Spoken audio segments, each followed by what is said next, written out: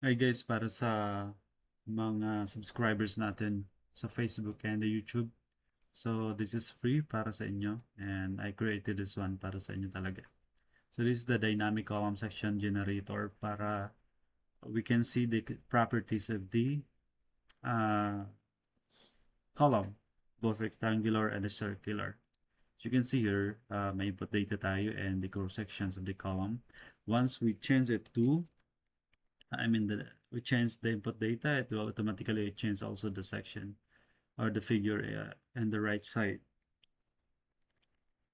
And also, aside from geometry, you can change also the diameter and the size of the stirrups and the number of bars each side of the column.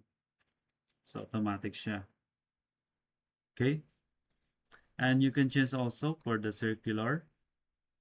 Okay. 400. Say 25. And 10. Okay, and total bars, let's say 10 only.